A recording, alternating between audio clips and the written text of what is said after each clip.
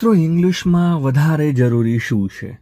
મને કેટલું આવડે છે કે પછી તમને કેટલું આવડ્યું? ખાસ આજે ઘરમાં વપરાતા શબ્દો, ઘરમાં જેટલી પણ વસ્તુઓ છે એના શબ્દો આપણે ઇંગ્લિશમાં આજે શીખીશું. તમારે પોતે જાણવાનું છે કે તમને કેટલા શબ્દો આવડ્યા. ખાસ તમારે પોતે માપવાનું છે. એના માટે તમારે લખવું પડશે. છેલ્લે કેટલા પોઈન્ટ થયા એ ગણવું પડશે. શબ્દો હું તમારી આગળ એક એક મૂકતો જઈશ.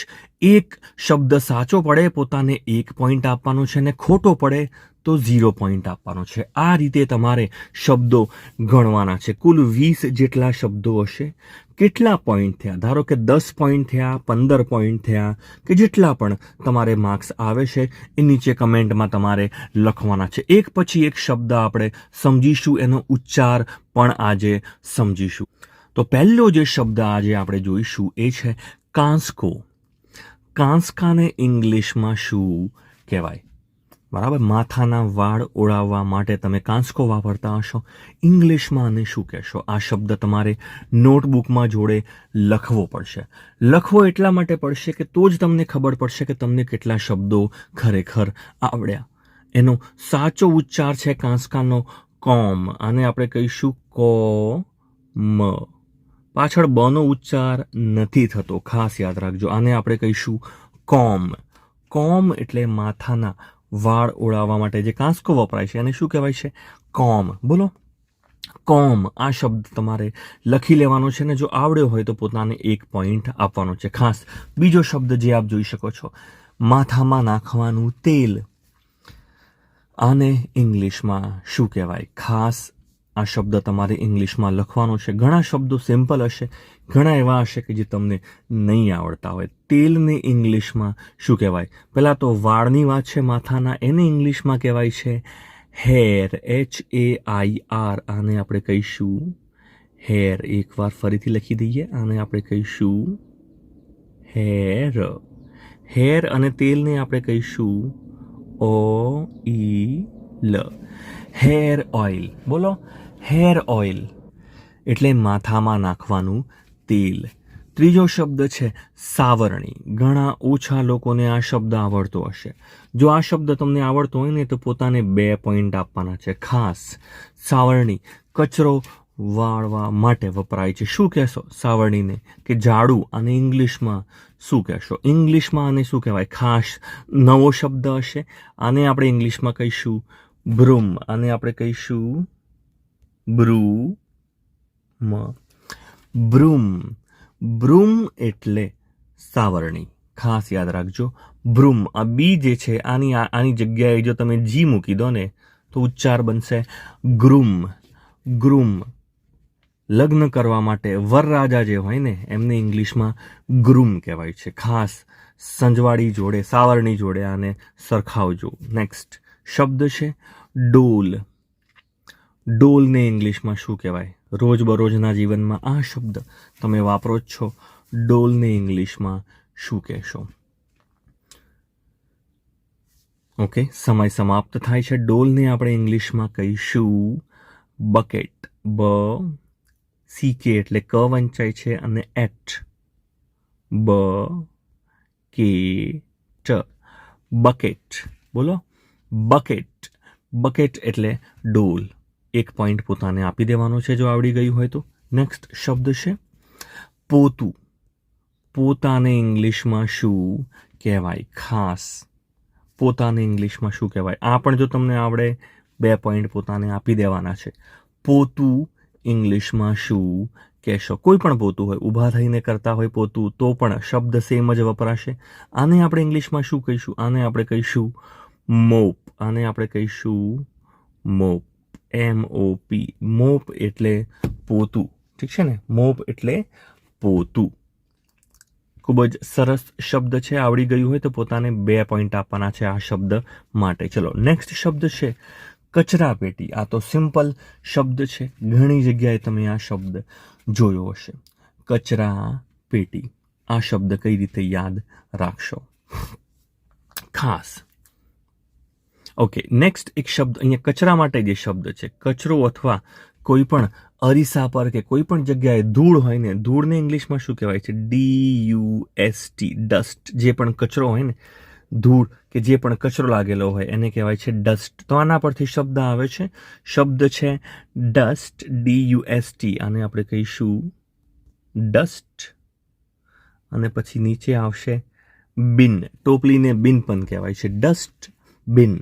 બોલો, ડસ્ટબિન. ડસ્ટબિન શબ્દ આવડ્યો હોય 1 પોઈન્ટ આપવાનો છે. નેક્સ્ટ શબ્દ છે સુપડી. ચલો, સુપડી, કચરો ભરવા માટે. તમે સાવરણીથી કચરો સાફ કરો, કચરો ભરશો સુપડીમાં.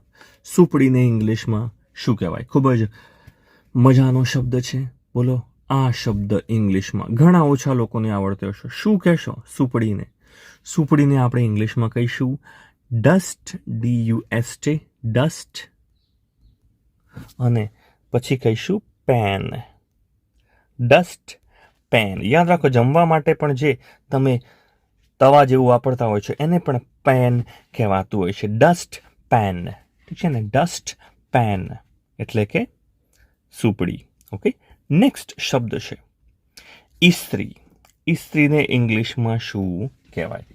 આનો જે ઉચ્ચાર છે ઘણા લોકો ખોટો કરતા હશે, તો એ ઉચ્ચાર પણ જોડે શીખવો પડશે. અને આનો ઇંગ્લિશ શબ્દ શું થાય એ પણ આપણે જોઈ લઈએ. ઇસ્ત્રીને ઇંગ્લિશમાં કહેવાય છે IRON. આને આપણે કહીશું, હવે જુઓ અહીંયા આર છે પણ એનો ઉચ્ચાર તમારે શું કરવાનો છે? આનો ઉચ્ચાર થશે આ ય ન. રનો ઉચ્ચાર, આરનો ઉચ્ચાર અહીંયા નથી કરવાનો. આને કહેવાય છે આયન. બોલો, આયન. આયન એટલે ઇસ્ત્રી. જેટલા લોકોને આવડે હોય 1 પોઈન્ટ પોતાને આપી દેવાનો છે. ચલો, નેક્સ્ટ શબ્દ છે કાતર. કાતર ને ઇંગ્લિશમાં શું કહેશો? ઇંગ્લિશ શબ્દ લખવાનો છે. સમય સમાપ્ત થવા માટે આવ્યો છે. 3, 2, 1. હા, કાતર જે શબ્દ છે, યાદ રાખો આ શબ્દ હંમેશા બહુવચનમાં લખાય છે. એટલે પાછળ તમે જોશો કે એસ મૂકેલો હશે. આનો સ્પેલિંગ ઘણા લોકોને નથી આવડતો, ખોટો હોય છે. આપણે ઉચ્ચારથી ખાસ મતલબ રાખવાનો છે આજે. આને આપણે કહીશું SCI. આને આપણે કહીશું CSSOR. આને આપણે કહીશું ઝર. અને છેલ્લે તમારે એક સ જોડવાનો છે, સીઝર્સ. અને શું કહેશો? સીઝર્સ. સીઝર્સ. સીઝર્સ એટલે કાતર. જુઓ પાછળ આ હંમેશા બહુવચનમાં જ લખાય છે. કાતરને બહુવચન તરીકે લેવાય છે. ખાસ યાદ રાખજો, ઇંગ્લિશમાં ઘણા શબ્દો એવા છે કે જેમાં જો 2 ભાગ પડતા હોય ને તો એસ લાગે છે. ઉદાહરણ તરીકે આપણે જે પેન્ટ પહેરીએ છીએ ને, પેન્ટને ઇંગ્લિશમાં કહેવાય છે PANTS લખાય છે પાછળ. ભલે એક જ પેન્ટ છે પણ એમાં 2 ભાગ પડતા હોય છે એટલે એને પેન્ટ્સ કહેવાય છે. ઠીક છે ને? પેન્ટ્સ. ખાસ યાદ રાખજો. સીઝર્સ. ઓકે. નેક્સ્ટ જે શબ્દ છે છાબડી. છાબડીને ઇંગ્લિશમાં શું કહેવાય? જેમાં ફળો મૂકતા હોય છે. ઘણા લોકો ડુંગળી બટાકા પણ છાબડીમાં મૂકતા હોય છે. છાબડીને ઇંગ્લિશમાં શું કહેશો? 3, 2, 1. સમય સમાપ્ત થાય છે. જો આવડતું હોય પોતાને તો 1 પોઈન્ટ આપવાનો છે. છાબડીને આપણે ઇંગ્લિશમાં કહીશું બાસ્કેટ. ખાસ યાદ રાખો, બાસ્કેટ. આને આપણે કહીશું બાસ્કેટ. બાસ્કેટ. બોલો, બાસ્કેટ. બાસ્કેટનો અર્થ થાય છે છાબડી. જો આવડી હોય 1 પોઈન્ટ આપી દેવાનો છે. ચલો, નેક્સ્ટ શબ્દ જે આપ જોઈ શકો છો પકડ. પકડને ઇંગ્લિશમાં શું કહેશો?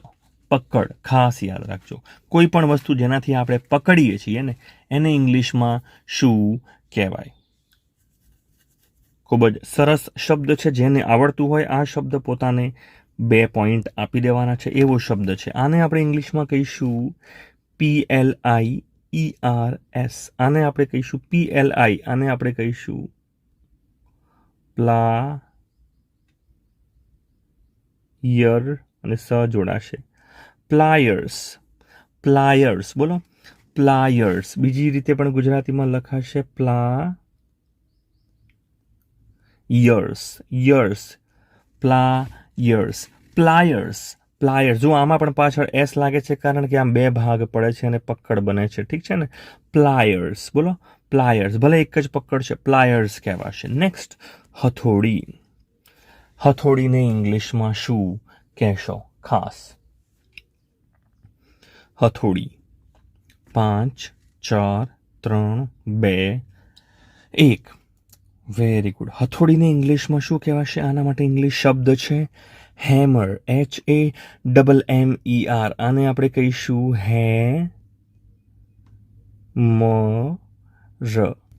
હેમર. હેમર એટલે હથોડી. આ શબ્દ આવડે હોય 1 પોઈન્ટ આપી દેવાનો છે. નેક્સ્ટ શબ્દ જે આપ જોઈ શકો છો ટેબલ. હવે ખાસ જુઓ, ટેબલ અહીંયા કયા અર્થમાં છે? જે નાનું બેસવાનું કે ઉપર ચડવાનું જે ટેબલ છે એને શું કહેવાય? જેના પર એક વ્યક્તિ બેસી શકે અથવા ઉપર ચડી શકીએ આપણે. આને ઇંગ્લિશમાં શું કહેવાય? ગુજરાતીમાં આપણે આને ટેબલ જ કહીએ છીએ ને, પણ ઇંગ્લિશમાં કયો શબ્દ વપરાય છે? આને આપણે ઇંગ્લિશમાં કહીશું સ્ટૂલ. આને આપણે સનો ઉચ્ચાર કરીશું અડધો, જોડે ટુ છે અને લ. સ્ટૂલ. સ્ટૂલ બોલો, સ્ટૂલ. ઠીક છે ને? બેસવાનું જે ટેબલ છે નાનું એને સ્ટૂલ કહેવાય છે ઇંગ્લિશમાં. ચલો નેક્સ્ટ શબ્દ છે નાહવાનો જે રૂમાલ છે અથવા તો ટુવાલ છે. આને ઇંગ્લિશમાં શું કહેવાય? ખાસ યાદ રાખવાનું છે મિત્રો, ટુવાલ એ ગુજરાતી શબ્દ નથી. ઇંગ્લિશ શબ્દને જ થોડો ફેરફાર કરીને આ શબ્દ બનેલો છે. ટુવાલ એને નાહવા માટે જે ખાસ જે વપરાય છે એને શું કહેવાય છે? એને ઇંગ્લિશમાં કહેવાય છે TOWEL. આને આપણે કહીશું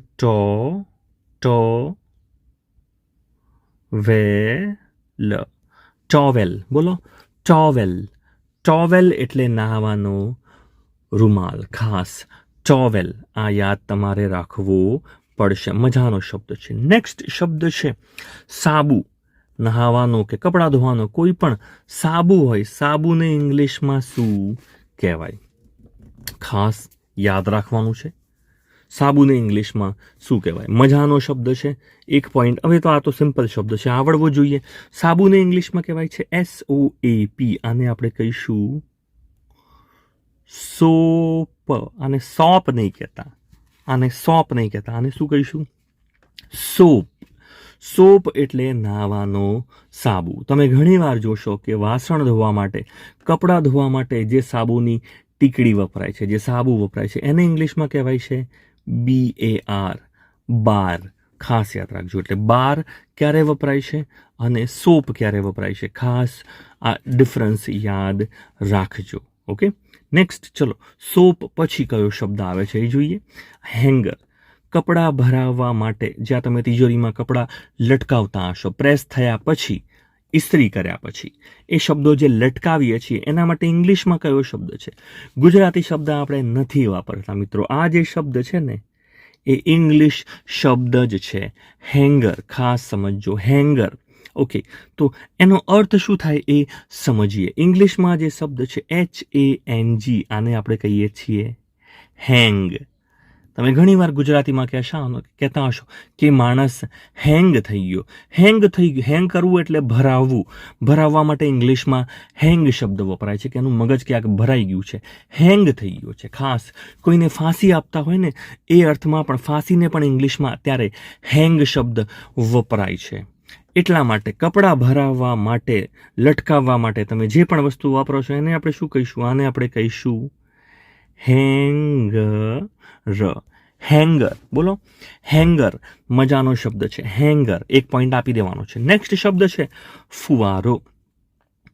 ફુવારાને ઇંગ્લિશમાં શું કહેશો? નાહવા માટે બાથરૂમમાં જે ફુવારો તમે ચાલુ કરો છો, કયો શબ્દ વાપરશો? 3 2 1. ચલો, સાચો શબ્દ ફુવારા માટે વપરાય છે એ છે SHOWER. ખાસ સમજજો. હવે અહીંયા જુઓ, શબ્દના ઉચ્ચારમાં જુઓ, SHOW. કોઈકને કશું દેખાડવું, એના માટે ઇંગ્લિશમાં કયો શબ્દ છે? શો. જેમ કે પિક્ચરનો આ જે શો છે, શો એટલે કોઈ વસ્તુને આપણે જોવા જઈએ છીએ, પિક્ચર જોવા જઈએ છીએ, તો નાટક જોવા જઈએ છીએ, તો એ સમયગાળાને ઇંગ્લિશમાં શું કહેવાય છે? શો કહેવાય છે, કે અમે શો જોવા જઈએ છીએ. પરંતુ અહીંયા ભલે ઉચ્ચારમાં SHOW આવે છે, આનો ઉચ્ચાર શું થશે? આનો ઉચ્ચાર થશે શાવર. ખાસ સમજજો, શાવર. જેમ કે SH છે ત્યાં તમે ટી મૂકી દો તો ઉચ્ચાર થશે ટાવર. ઠીક છે ને? ટાવર. તો ટેલિફોનના જે મોબાઈલના તમે ટાવર કહેતા હો છો ને એ જ રીતે ઇંગ્લિશમાં કયો શબ્દ છે? શાવર. નાહવા માટે ઇંગ્લિશમાં શું આવે છે? શાવર. તો નાહવા જઉં છું એના માટે ઇંગ્લિશમાં એવું પણ કહેવાય કે હું શાવર લેવા જઉં છું. ખાસ શાવર સ્પેલિંગ જોઈ લેશો. નેક્સ્ટ, ઘડિયાળ.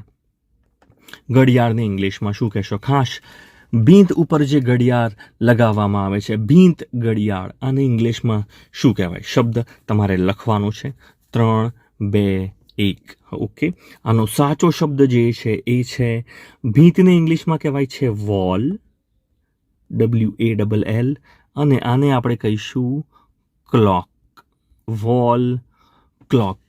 વોલ ક્લોક એટલે દિવાલ અથવા તો ભીંત માટે જે ઘડિયાળ વપરાય છે એને કહીશું આપણે વોલ ક્લોક. બોલો, wall clock. Very good, wall clock. ખાલી ક્લોક લખો તો પણ ચાલશે, પણ તમે હાથમાં જે ઘડિયાળ પહેરતા હો છો જેને કાંડા ઘડિયાળ કહેવાય છે, આને ઇંગ્લિશમાં શું કહેવાય? મિત્રો, આને ક્લોક નહીં કહેવાય. ખાસ સમજો, હાથમાં તમે જે ઘડિયાળ પહેરો છો એને માટે ઇંગ્લિશમાં શબ્દ જે વપરાય છે એ શબ્દ છે વોચ. ખાસ આને કહીશું આપણે વોચ. કાંડા માટે ઇંગ્લિશમાં કયો શબ્દ છે? આને આપણે ઇંગ્લિશમાં કહીશું રિસ્ટ. W અને R જ્યાં જોડે આવતા હોય ને ત્યારે વનો ઉચ્ચાર નહીં થાય, Wનો ઉચ્ચાર આગળ નહીં થાય. આને આપણે કહીશું રિસ્ટ. રિસ્ટ એટલે કાંડું, અને ઘડિયાળ માટે શબ્દ છે વોચ. Wrist watch. બોલો, રિસ્ટ વોચ. રિસ્ટ. તમે રિસ્ટ નહીં લખો ને ખાલી વોચ કહો ને તો પણ ચાલે.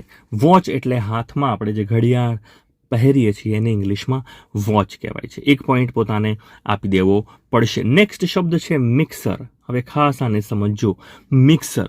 હવે આપણે જ્યારે પણ આ વસ્તુ વાપરીએ ઇંગ્લિશમાં આપણે ગુજરાતીમાં મિક્સર જ કહીએ છીએ, પણ તમે ધ્યાનથી જુઓ, તમે આમાં છે ને જનરલી જેમ કે કેરીનો રસ બનાવતા હોઈએ છીએ અથવા તો કોઈ પણ તરબૂચનો તમે રસ કાઢતા હોય તો રસ બનાવવા માટે એક પ્રવાહીને મિશ્રણ કરવા માટે આપણે મોટા ભાગે આ મોટું જે જાર છે એ વાપરતા હોઈએ છીએ.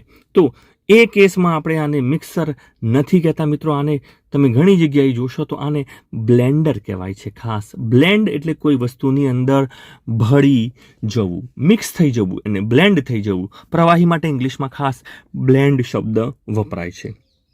તો આ જે શબ્દ બન્યો એ શબ્દ છે બ્લેન્ડર. બ્લેન્ડર. આને આપણે શું કહીશું?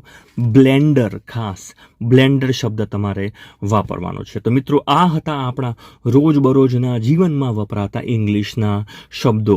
Thank you for watching this video. આશા રાખું છું તમને આ વિડીયો ગમ્યો હશે. જેટલો પણ તમારો સ્કોર આવ્યો છે, જેટલા પણ તમારા ટોટલ થાય છે, કમેન્ટમાં મને જરૂરથી જણાવશો. Thank you for watching.